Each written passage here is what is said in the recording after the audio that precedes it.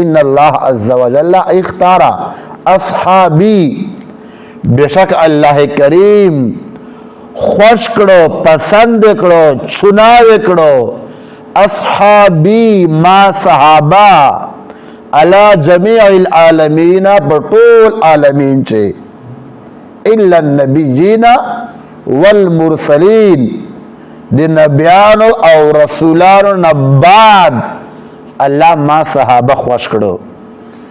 اور بیا نبی کریم علیہ الصلوۃ والسلام فرمائی واختار لی من اصحابی اربعتا، نبی علیہ السلام فرمائی بیا اللہ پاک پا در طول صحاباو چے ما دے پارا چلور صحابہ خوش کڑو، ما دے پارا پر طول صحاباو چے چلور صحابہ خوش کڑو. اگا چلور صحابہ کم دی؟ ابا بکر و عمر و عثمان و علی المرتضی رضی اللہ تعالی عنہم. دا چلور صحابہ اللہ کریم دا ما دی پارا پر طول صحابہ چے خوش کرو. چلور صحابہ دا پر طول صحابہ چے مقام او درجہ بلند دا. ومن اصحابی کلہم خیر، اور نبی علیہ السلام فرمائی اسخو ما ہر صحابی فضیلت والدا، شان والدا، مقام والدا، مرتبے والدا.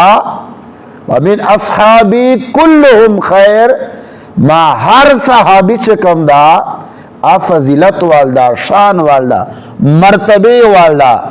لیکن بدا طول صحابہ چی اختار لی من اصحابی اربعتا، نبی علیہ السلام فرمائی ما دے پر اللہ پاک بے چلور صحابہ خوش کرو، ابا بکر و عمر و عثمان و علی المرتضی رضی اللہ تعالی عنہم اجمعین. صحابہ کرام رضی اللہ تعالی عنہم دا ہغا مبارک ہستی دی چھ اللہ پخپل خوش کری دی.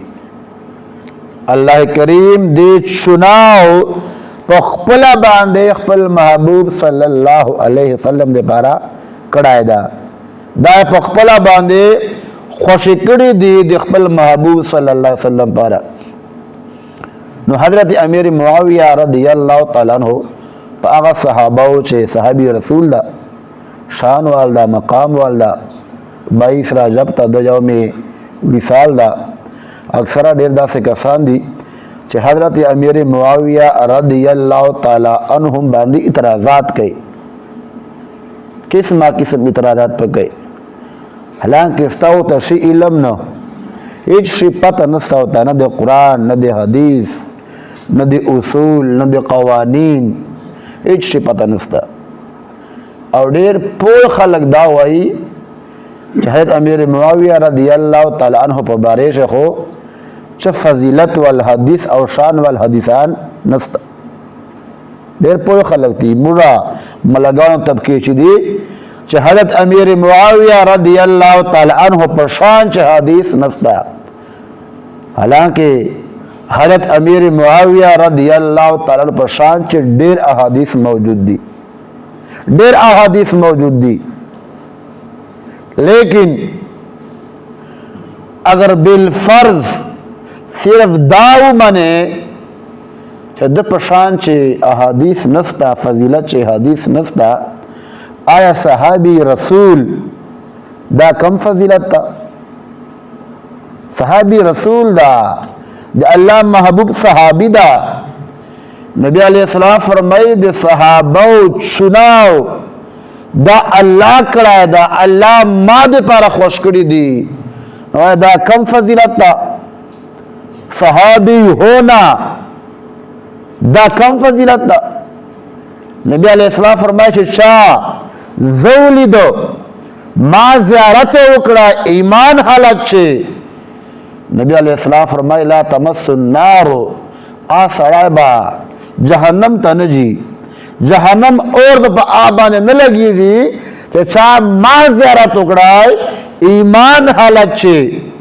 یعنی اشارہ صحابہ ہوتا دا چھے ما صحابہ باندے با جہنم اور نلگی.